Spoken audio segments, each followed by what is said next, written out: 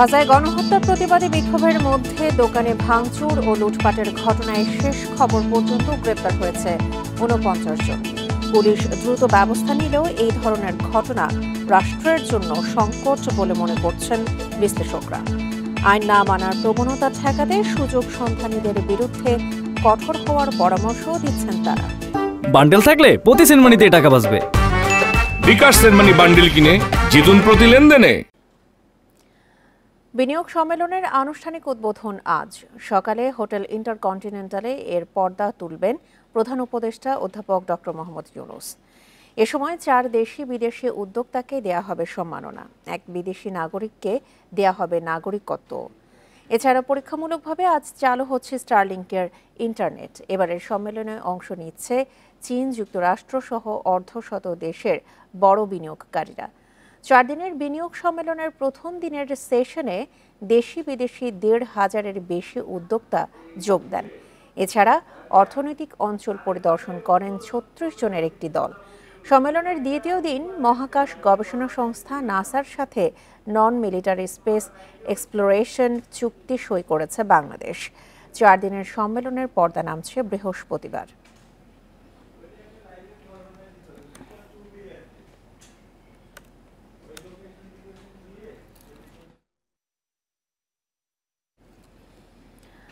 আওয়ামী লীগ আমলের 3.5 বছর ধরে ঘুরেও কারখানার লাইসেন্স পাননি একজন বিদেশি বিনিয়োগকারী।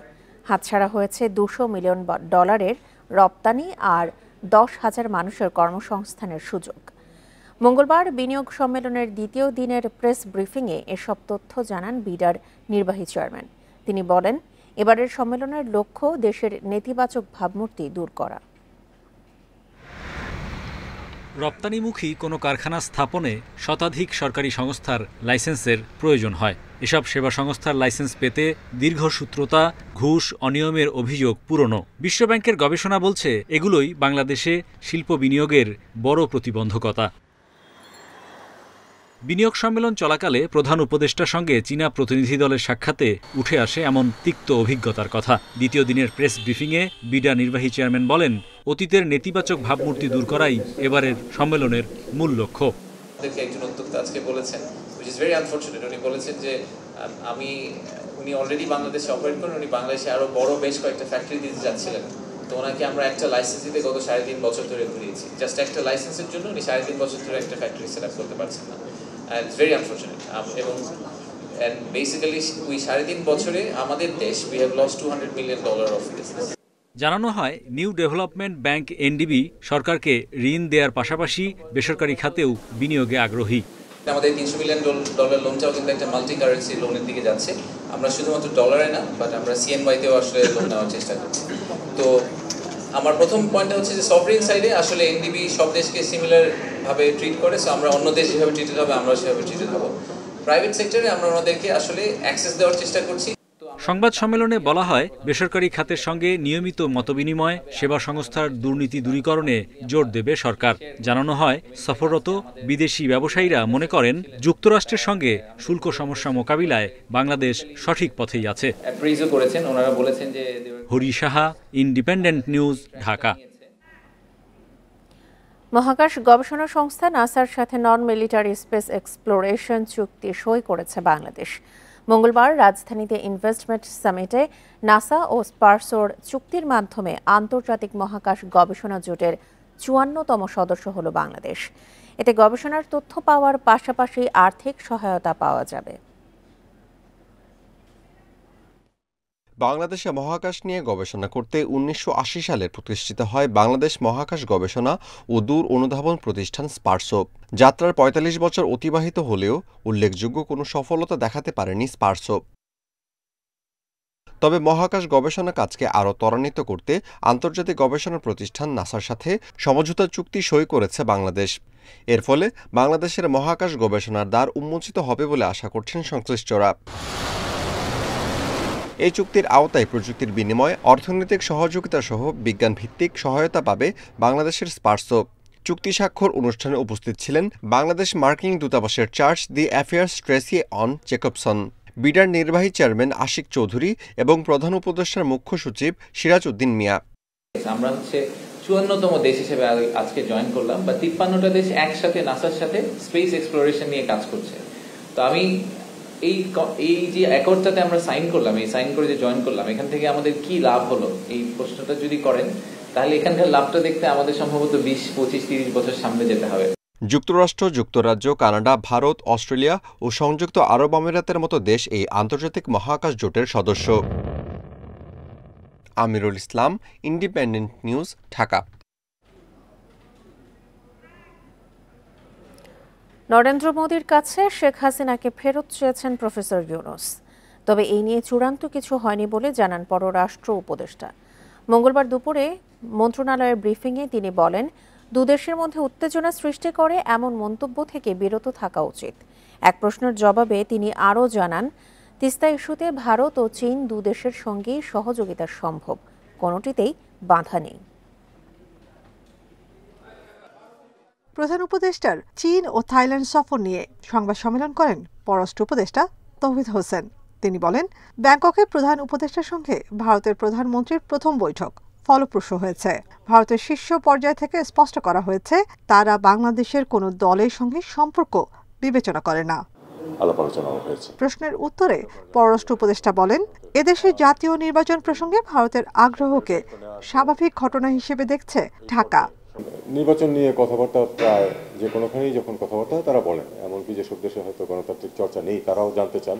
অস্বস্তি তৈরি করা যায় সেটা তো দুই পক্ষকেই পরিহার করে চলতে হবে, এটাই কথা। ইউনূস মোদি বৈঠকে শেখ হাসিনাকে ফেরত দেওয়ার বিষয়টি উঠেছে বলেও জানান তিনি। দেখুন, বিষয়টি উত্থাপিত হয়েছে, কিন্তু এটা নিয়ে চূড়ান্ত কোনো কিছু হয়নি। আমি এটুকুই বলবো, এটা নিয়ে চূড়ান্ত কোনো কথাবার্তা হয়নি, কাজে আমরা এটাকে এখানেই রাখি। আমরা তো তাদের কাছে চেয়েছি যে ফেরত দেওয়া হোক। এদিকে তিস্তা মহাপরিকল্পনা বাস্তবায়নে চীন কোম্পানিকে স্বাগত জানিয়েছেন প্রধান উপদেষ্টা। ভারতের প্রধানমন্ত্রীর সঙ্গে বৈঠকেও তিস্তার পানি বণ্টন নিয়ে আলোচনা হয়েছে। পররাষ্ট্র উপদেষ্টা জানান, এ নিয়ে কোনো সমস্যা নেই। ওপেন থাকা যেটাকে বলে, আমরা ওপেন আছি। ভারতের সাথে সহযোগিতা সম্ভব, চীনের সাথেও সম্ভব, কোনোটাতেই কোনো বাধা নেই। আমরা দেখবো যে কোন দিকে, কোন প্রজেক্টে কোন দিক থেকে সহায়তা নিলে আমাদের জন্য সুবিধা হবে। ভারত ভিসা শিথিল না করলে বাংলাদেশিরা অন্য দেশ খুঁজে নেবে বলে মনে করেন পররাষ্ট্র উপদেষ্টা। আর ফিলিস্তিনে গণহত্যার প্রতিবাদে কর্মসূচির নামে লুটপাটকে ষড়যন্ত্র হিসেবে দেখছেন তিনি। বাংলাদেশের যারা ভালো দেখতে চায় না তারা এই কাজটা করেছে, কারণ আপনি সময়টি মিলিয়ে দেখুন যে ঠিক যখন আমরা একটা সামিট করছি ইনভেস্টমেন্টের, ঠিক এই সময়ে ঘটনাটি ঘটছে। এটা খুবই দুঃখজনক। লুটপাট প্রোটেস্টের অংশ হতে পারে। উপদেষ্টা জানান, এই মাসে ঢাকায় আসছেন পাকিস্তানের পররাষ্ট্রমন্ত্রী। এছাড়া মার্কিন প্রশাসনের 2 কর্মকর্তাও আসছেন। নাফিজাতুল্লাহ, ইন্ডিপেন্ডেন্ট নিউজ, ঢাকা। জুলাই গণহত্যা ও মানবতাবিরোধী অপরাধের বিচারের জন্য সরকার আন্তর্জাতিক অপরাধ আদালত আইসিসিতে এখন যাবে না বলে জানিয়েছেন চিফ প্রসিকিউটর তাজুল ইসলাম। তিনি বলেন, বাংলাদেশই এই বিচার করতে সক্ষম, এজন্য আইসিসিতে যাওয়ার কোনো প্রয়োজন নেই। মঙ্গলবার ট্রাইব্যুনালে এক ব্রিফিংয়ে এসব কথা বলেন তাজুল ইসলাম। মাসখানেক আগে প্রধান উপদেষ্টা অধ্যাপক মোহাম্মদ ইউনূসের সাথে বৈঠকে চিফ প্রসিকিউটরের উপদেষ্টা টবি ক্যাডম্যান পরামর্শ দিয়েছিলেন জুলাই গণহত্যা ও মানবতাবিরোধী অপরাধের বিচারের জন্য হেগে আন্তর্জাতিক অপরাধ আদালতে পাঠাতে। এর আগে পরে আরও অনেকেই একই পরামর্শ দিয়েছেন। তবে মঙ্গলবার বিষয়টি পুরোপুরি নাকচ করে দেন আন্তর্জাতিক অপরাধ ট্রাইব্যুনালের চিফ প্রসিকিউটর তাজুল ইসলাম। তবে আইসিসি থেকে কারিগরি সহায়তা নেওয়ার পরামর্শ দিয়েছেন তিনি। বাংলাদেশ এই বিচার করতে দৃঢ় প্রতিজ্ঞ এবং ইচ্ছুক, বাংলাদেশের সেই সামর্থ্য আছে। সুতরাং ঘটনা বাংলাদেশে ঘটেছে, আসামিরা এই বাংলাদেশেই বাস করে বা বাংলাদেশের আশেপাশেই আছে, সাক্ষীরা এখানকার। সুতরাং এই বিচার বাংলাদেশের কোর্টে হবে, এটাই হচ্ছে স্বাভাবিক বিষয়। মামলাগুলো বিচারের জন্য আইসিসিতে প্রেরণ করা হবে না, এটাই এখন পর্যন্ত আমাদের রাষ্ট্রীয় সিদ্ধান্ত।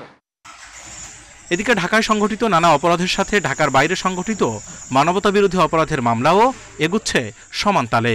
চট্টগ্রামে 9 জনকে হত্যার ঘটনায় সাবেক এমপি ফজলে করিম চৌধুরীকে জিজ্ঞাসাবাদের অনুমতি দিয়েছে ট্রাইব্যুনাল। সরাসরি গুলি করা এক যুবলীগ নেতাকে পাঠানো হয়েছে কারাগারে।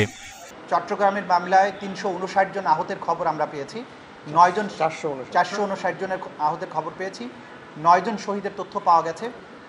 আসামি যে কয়জনের বিরুদ্ধে গ্রেপ্তারি পরোয়ানা জারি হয়েছে তার বাইরেও অনেক আসামির তথ্যাদি পাওয়া যাচ্ছে।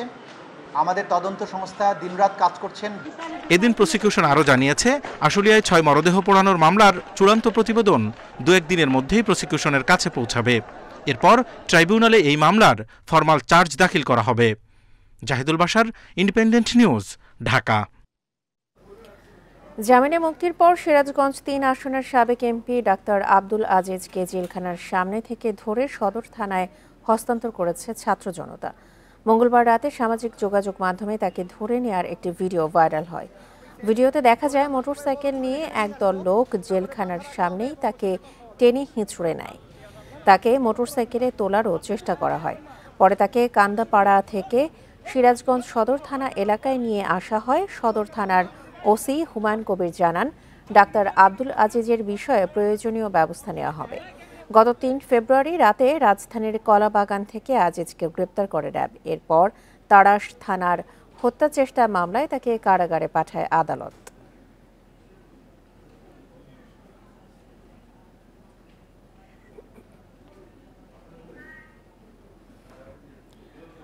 নোয়াখালী 2 আসনের সাবেক এমপি বেঙ্গল গ্রুপের চেয়ারম্যান মোর্শেদ আলমকে গ্রেপ্তার করেছে ঢাকা মহানগর গোয়েন্দা পুলিশ। মঙ্গলবার রাতে রাজধানীর গুলশান থেকে তাকে গ্রেপ্তার করা হয়। এই তথ্য নিশ্চিত করেছেন ডিবির প্রধান রেজাউল করিম মল্লিক। তিনি জানান, মোর্শেদ আলমের বিরুদ্ধে একাধিক মামলা রয়েছে। আজ তাকে আদালতে হাজির করে রিমান্ডের আবেদন করা হবে। মোর্শেদ আলম 2014, 2018 ও 2024 সালে নোয়াখালী 2 আসন থেকে আওয়ামী লীগের সংসদ সদস্য নির্বাচিত হন।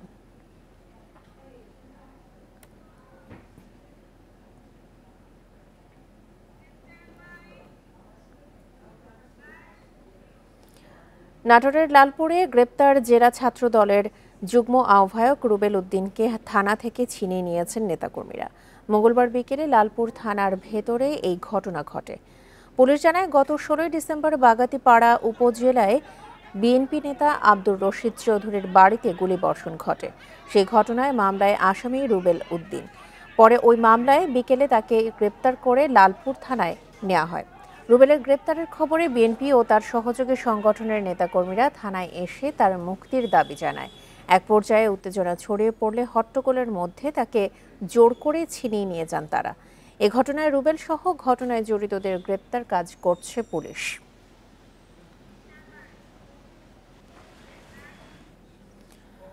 মাদারীপুরে প্রতিপক্ষকে ফাঁসাতে হত্যার পর মরদেহ গুমের মামলার অভিযোগ উঠেছে। মামলা দায়েরের 2 দিন পর তথ্য প্রযুক্তির সহায়তায় সোমবার রাতে চট্টগ্রামের পতেঙ্গা থেকে আত্মগোপনে থাকা যুবক আলাউদ্দিন ব্যাপারীকে উদ্ধার করেছে পুলিশ।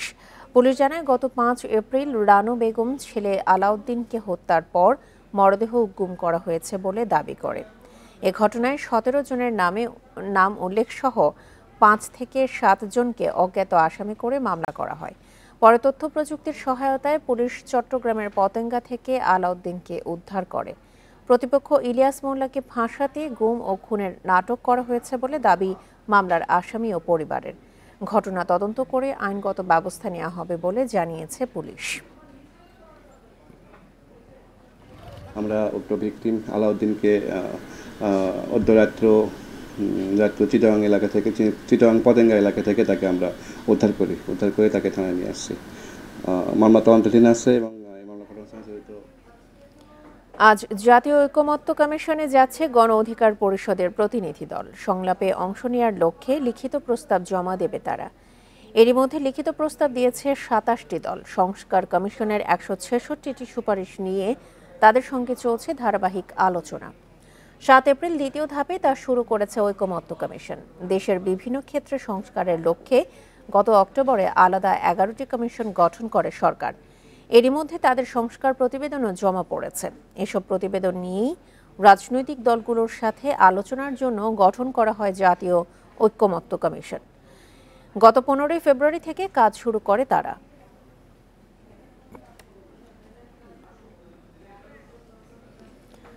আওয়ামী লীগ পরোক্ষভাবে ইসরায়েলকে স্বীকৃতি দিয়েছিল বলে মন্তব্য করেছেন বিএনপির স্থায়ী কমিটির সদস্য সালাউদ্দিন আহমেদ।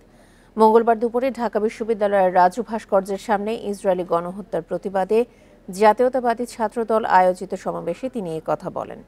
তিনি বলেন, মুসলমানদের জন্য কেবল মায়াকান্না করেছে আওয়ামী লীগ। ফিলিস্তিনের গাজা ও রাফায় ইসরায়েলি গণহত্যার প্রতিবাদে ঢাকা বিশ্ববিদ্যালয়ের রাজু ভাস্কর্যের সামনে প্রতিবাদ সমাবেশের আয়োজন করে জাতীয়তাবাদী ছাত্রদল। সমাবেশে ছাত্রনেতারা ফিলিস্তিনের নির্যাতিত জনগণের পাশে দাঁড়াতে মুসলিম বিশ্বের প্রতি আহ্বান জানান। ফিলিস্তিনে ইসরায়েলি গণহত্যার প্রতিবাদে দেশের বেশ কিছু স্থাপনায় হামলার নিন্দা জানান তারা। সারা বিশ্বের সাধারণ শিক্ষার্থীরা যেখানে ফিলিস্তিনের প্রশ্নে এক এবং ঐক্যবদ্ধ অবস্থান গ্রহণ করেছে, সেখানে এই ঢাকায় এ ধরনের একটা ঘটনা ঘটেছে। অপরাপর ব্যবসায়িক প্রতিষ্ঠানে যে হামলার ঘটনা ঘটেছে, এটি দ্বারা বাংলাদেশের ভাবমূর্তি চরম বাধাপূর্ণ হয়েছে। আমাদের ভাইদেরকে যেভাবে হত্যা করা হচ্ছে, আমরা সারা সমস্ত মুসলিম বিশ্ব ঐক্যবদ্ধ হোক। যেখানে ইসরায়েলি পণ্য থাকবে সেখানেই আমরা বয়কট করবো। বন্ধুরা, আমাদের এই ক্ষুদ্র পরিসর থেকে, এই অবস্থান থেকে এই বয়কট ছাড়া আমাদের কি ব্যাপার আছে? বন্ধুরা, সংগ্রামী বন্ধুরা, আমরা সমস্ত মুসলমানরা এক হয়েছি। আওয়ামী লীগ ইসরায়েলকে পরোক্ষভাবে স্বীকৃতি দিয়েছিল বলে অভিযোগ করেন বিএনপির স্থায়ী কমিটির সদস্য সালাউদ্দিন আহমেদ। বাংলাদেশের বিগত ফ্যাসিবাদী সরকার আওয়ামী লীগ পরোক্ষভাবে ইসরায়েলকে স্বীকৃতি দিয়েছিল। এভাবে তারা বাংলাদেশের পাসপোর্টে ইসরায়েল ব্যতীত সকল রাষ্ট্র দমনের যে নির্দেশনা ছিল, সেখান থেকে ইসরায়েল শব্দটি রিমুভ করে দিয়েছিল, প্রত্যাহার করে দিয়েছিলেন। তার মানে দাঁড়ায় তারা ইসরায়েলকে স্বীকৃতি দিয়েছিল। ফিলিস্তিনি জনগণের উপর ইসরায়েলি গণহত্যার প্রতিবাদে শিগগির বিএনপি বড় কর্মসূচি দেবে বলেও জানান সালাউদ্দিন আহমেদ। Jahanara Parvin, Independent News, Dhaka. গাজায় গণহত্যার প্রতিবাদে বিক্ষোভের মধ্যে দোকানে ভাঙচুর ও লুটপাটের ঘটনায় গ্রেপ্তার হয়েছে 49 জন। পুলিশ দ্রুত পদক্ষেপ নিলেও এই ধরনের ঘটনা রাষ্ট্রের জন্য সংকট বলে মনে করেন বিশ্লেষকেরা। আইন না মানার প্রবণতাকে দায়ী করে সুযোগ সন্ধানীদের বিরুদ্ধে কঠোর হওয়ার পরামর্শ দিয়েছেন বিশেষজ্ঞরা। গাজায় ফিলিস্তিনিদের উপর ইসরায়েলি বর্বরতার প্রতিবাদে সোমবার বিশ্বব্যাপী পালিত হয় নো ওয়ার্ক নো স্কুল কর্মসূচি। এরই অংশ হিসেবে ঢাকাসহ সারা দেশে চলে বিক্ষোভ মিছিল ও সমাবেশ। এর মধ্যে কেএফসি ও পিৎজা হাটে ভাঙচুর করে সুযোগ সন্ধানীরা, লুটপাট চালায় বাটার বেশ কয়েকটি শোরুমে। প্রতিবাদের ঝড় ওঠে সামাজিক যোগাযোগ মাধ্যমে। প্রশ্ন ওঠে, প্রতিবাদের আড়ালে এই নৈরাজ্য কি উদ্দেশ্যপ্রণোদিত? দেশকে অস্থিতিশীল করতে চাইছে কি একটি গোষ্ঠী? এগুলো বড় জামায়াত, সেই সকল জামায়াতের মাধ্যমে কেউ না কেউ সুযোগ নিতেই পারে। সো এটাও কিন্তু রাষ্ট্রের গোয়েন্দা সংস্থাগুলো এবং রাষ্ট্রের যে শৃঙ্খলা, আইন শৃঙ্খলা যারা নিয়ন্ত্রণ করে, সামরিক বেসামরিক এবং অন্যান্য যারা আছেন, তাদেরকে এটা খুব সিরিয়াসলি খেয়াল রাখতে হবে। সামাজিক নৈরাজ্য বিশৃঙ্খলা শেষ পর্যন্ত তো রাষ্ট্রকে ক্ষতিগ্রস্ত করেই, রাষ্ট্রকে টেনশনে ফেলে। কিন্তু এখন সরকারের উচিত যেন এই ধরনের বিশৃঙ্খলা কেউ করতে না পারে। অন্যায়ের প্রতিবাদে অন্যায় সভ্য সমাজের কলঙ্ক বলে মন্তব্য করেছেন বিশেষজ্ঞরা। এজন্য আইন না মানার প্রবণতাকে দায়ী করছেন তারা। আইনের শাসন, আইন শৃঙ্খলা বাহিনীর শতভাগ নিয়ন্ত্রণ, এই ব্যাপারগুলো নিয়ে যথেষ্ট তর্ক বিতর্ক রয়েছে। একটি অংশ তারা সভ্যতার যে ছোঁয়া কিংবা যোগ্য এবং আইন মান্যকারী নাগরিক হিসাবে যে নিজেদেরকে প্রতিষ্ঠিত করার যে লড়াই কিংবা যে প্রচেষ্টা, এই জায়গাতে যথেষ্ট পিছিয়ে আছে। আন্তর্জাতিক গণমাধ্যমেও কিন্তু সেটি অংশ হিসেবে প্রকাশ কিংবা প্রচার পেয়েছে। তবে ঘটনার পরপরই নড়ে চড়ে বসে প্রশাসন। ভিডিও ফুটেজ দেখে এরই মধ্যে গ্রেপ্তার হয়েছে অর্ধশত।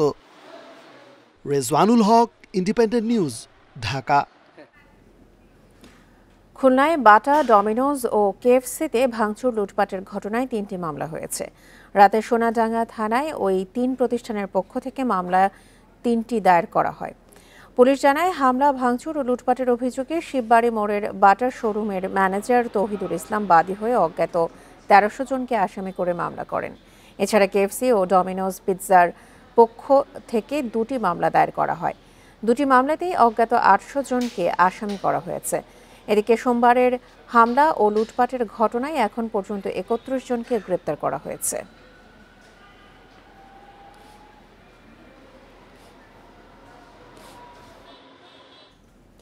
29 এপ্রিল থেকে শুরু হচ্ছে হজ ফ্লাইট, আর আজ শুরু হচ্ছে এর প্রশিক্ষণ। তবে এজেন্সি বাড়ি ভাড়া না মেটানোয় প্রায় 10,500 হজযাত্রীকে নিয়ে বিপাকে ধর্ম মন্ত্রণালয়। মঙ্গলবার দুপুরে সচিবালয়ে ধর্ম উপদেষ্টা আ.ফ.ম. খালিদ হোসেন এ কথা জানান। বলেন, অনিয়মে জড়িত এজেন্সিগুলোর বিরুদ্ধে মামলা করবে সরকার। এবছর সরকারি ও বেসরকারিভাবে হজে যেতে নিবন্ধন করেছেন মোট 87,100 জন। হজযাত্রীদের নিয়ে প্রথম ফ্লাইট ছেড়ে যাবে 29 এপ্রিল। সৌদি সরকারের নির্দেশনা অনুসারে 18 এপ্রিলের মধ্যে হজযাত্রীদের ভিসা কার্যক্রম শেষ করতে হবে। তবে কয়েক দফা সময় বাড়ানোর পরও সৌদিতে বাড়ি ভাড়া ও পরিবহন খরচ জমা দেয়নি 9টি হজ এজেন্সি। এ কারণে অনিশ্চয়তায় 10,487 জনের হজযাত্রা। হজযাত্রীদের প্রতি কতিপয় হজ এজেন্সির কমিটমেন্ট ও দায়বদ্ধতার অভাবে এখনও বেসরকারি মাধ্যমে 10,487 জন হজযাত্রীকে নিয়ে আমরা শঙ্কার মধ্যে আছি।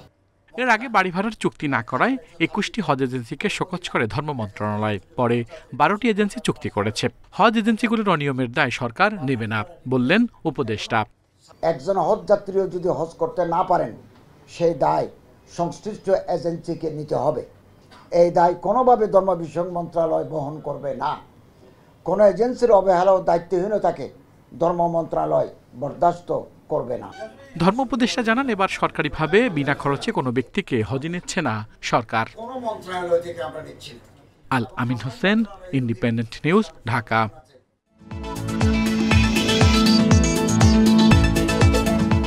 হলভর্তি দর্শক, হাউসফুল শো, সঙ্গে ব্যবসা সাফল্য, বাংলা সিনেমার সেই সুদিন আর নেই।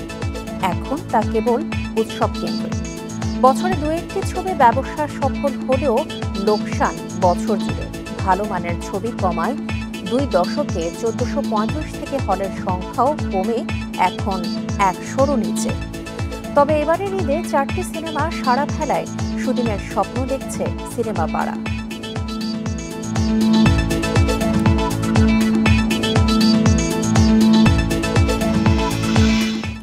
এই নিয়ে বিস্তারিত প্রতিবেদন থাকছে সংবাদের পরের অংশে। যাচ্ছি পরের খবরে। শক্ত মাটির কারণে দেশের অন্যান্য এলাকার তুলনায় চট্টগ্রাম অঞ্চলে ভূমিকম্পের ঝুঁকি কিছুটা কম হলেও বন্দর ঘিরে রয়েছে শঙ্কা, এমনটাই বলছেন বিশেষজ্ঞরা। সেই সাথে শক্তিশালী ভূমিকম্পে ধসে পড়ার ঝুঁকিতে জলাশয় ভরাট করে নির্মিত ভবনগুলো। 2011 সালের জরিপ অনুসারে নগরীতে ভবন আছে 3,82,111টি। সিডিএ বলছে এর মধ্যে ঝুঁকিপূর্ণ 2.5 লাখের বেশি। গেল 3 এপ্রিল মিয়ানমারের মান্দালয়ে 7.9 মাত্রার ভয়াবহ ভূমিকম্প হয়। এতে প্রাণহানি ছাড়াই 3,500।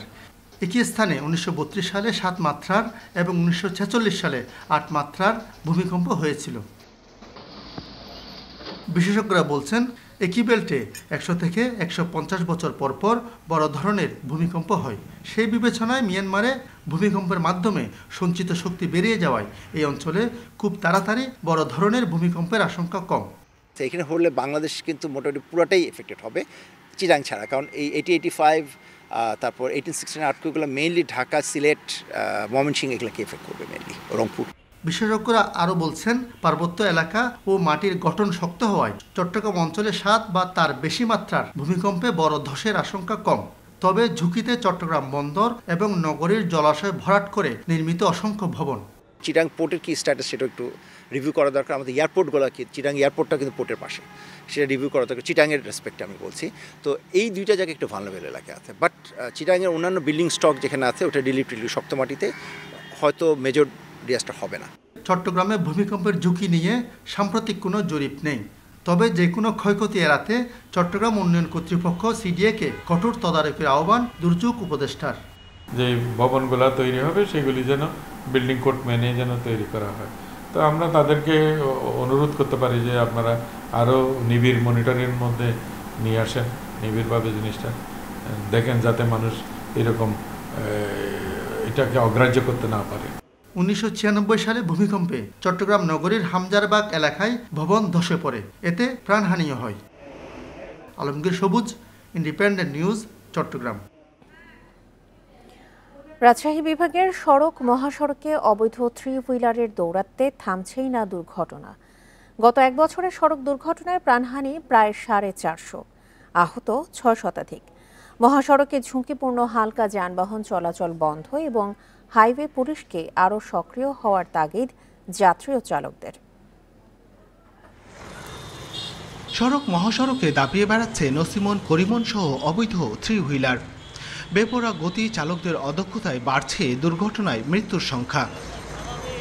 হাইওয়ে পুলিশের তথ্য, গত 1 বছরে রাজশাহী বিভাগে সড়ক দুর্ঘটনায় প্রাণ ঝরেছে 445 জনের, আহত হয়েছেন 6 শতাধিক। যানবাহনের অনিয়ন্ত্রিত চলাচলই দুর্ঘটনার প্রধান কারণ। আমাদের শঙ্কু হরেন, হাইড্রোলিক হরেন নাই, আমাদের ছোট হরেন দিয়ে গাড়ি চালাতে হয়। এখনও সিন্ডিকেট সক্রিয় এবং এটার পিছনে সিন্ডিকেটের পিছনে প্রশাসন আছে বলে আমার কিছুটা ধারণা, কারণ অবৈধ যান হাইওয়ে রোডে উঠা মানেই সিন্ডিকেট আছে। কর্মকর্তারা বলছেন, মহাসড়কে ঝুঁকিপূর্ণ স্থান চিহ্নিত করার পাশাপাশি অবৈধ যান চলাচল বন্ধে নেওয়া হচ্ছে ব্যবস্থা। আমাদের ইনফ্রাস্ট্রাকচারে কিছু প্রবলেম আছে, যেমন হাইওয়েগুলোর পাশে সবসময় সার্ভিস রোড থাকার কথা। সেই সার্ভিস রোডগুলো না থাকার কারণে এই গাড়িগুলো আসলে কোথায় যাবে? আশেপাশের লোকজনের তো চাহিদা আছে, এই গাড়িগুলোর চাহিদা থাকার প্রেক্ষিতেই কিন্তু এগুলো আসলে পুরোপুরি কন্ট্রোল করা সম্ভব হচ্ছে না। মোবাইল কোডের মাধ্যমে তাদেরকে আইনের আওতায় আনার জন্য, এবং এছাড়া মহাসড়কে যেন এই সিএনজি 3 হুইলার এবং রিক্সা না চলে তার জন্য আমরা বিভিন্ন সময় বিআরটির তরফ থেকে রোড শো, অ্যাওয়ারনেস প্রোগ্রাম করে থাকি। সড়কে শৃঙ্খলা ফেরাতে চালকদের প্রশিক্ষণ ও সচেতনতা বাড়ানোর তাগিদ দিচ্ছেন বিশেষজ্ঞরা। অ্যাক্সিডেন্ট বাড়ার জন্য যেটা দায়ী, আসলে মেইন জিনিস দায়ী, সেটা হচ্ছে অসচেতনতা, এবং হচ্ছে যে এগুলা যারা চালাচ্ছে তারা বেশিরভাগই না জেনে চালাচ্ছে। মহাসড়কে দুর্ঘটনা কমাতে থ্রি হুইলার চলাচল বন্ধের পাশাপাশি আইনশৃঙ্খলা বাহিনীর তৎপরতা বাড়ানোর দাবি চালক ও যাত্রীদের। Mustafizur Rahman, independent news, Rajshahi. যুক্তরাষ্ট্রের শুল্ক আরোপ নিয়ে ট্রাম্প প্রশাসনকে দেওয়া চিঠির ইতিবাচক ফল পাওয়ার আশা করছেন অর্থ উপদেষ্টা। এদিকে বাণিজ্য উপদেষ্টা বলেছেন, যুক্তরাষ্ট্রের সঙ্গে বাণিজ্য ঘাটতি কমানো সরকারের অগ্রাধিকারে রয়েছে। মঙ্গলবার দুপুরে সচিবালয়ের সাংবাদিকদের এসব কথা বলেন তারা। মঙ্গলবার সকালে সচিবালয়ে অর্থ উপদেষ্টার সভাপতিত্বে অনুষ্ঠিত হয় সরকারি ক্রয় সংক্রান্ত উপদেষ্টা পরিষদ কমিটির বৈঠক। পরে নতুন করে যুক্তরাষ্ট্রে 37% শুল্ক নিয়ে সাংবাদিকদের সাথে কথা বলেন দুই উপদেষ্টা। সাংবাদিকদের প্রশ্নের উত্তরে অর্থ উপদেষ্টা বলেন, যুক্তরাষ্ট্রের আরোপিত অতিরিক্ত শুল্ক কমানোর বিষয়ে ইতিবাচক ফল আশা করছে বাংলাদেশ। আমরা রেসপন্ড করেছি পজিটিভলি, আমরা এক্সপেক্ট করি আমরা কোঅপারেট করব, তারাও কোঅপারেট করবে। সো এটা একটা উইন উইন সিচুয়েশন। একদিকে ওনারা একটা করে ফেললো, আমরা জাস্ট ভজন করে তা না, আমাদের সেটা আমরা তুলে ধরেছি। আই হোপ এই জিনিসটা রিজলভ হবে। আর এই ছিল এখনকার মতো বিরতিহীন ইন্ডিপেন্ডেন্ট সংবাদে। এছাড়া ইন্ডিপেন্ডেন্ট টেলিভিশনের সব খবর আরও বিস্তারিত জানতে চোখ রাখুন ফেসবুক, ইউটিউব এবং ইনস্টাগ্রামে। ধন্যবাদ সবাইকে, আমন্ত্রণ পরের আয়োজনে।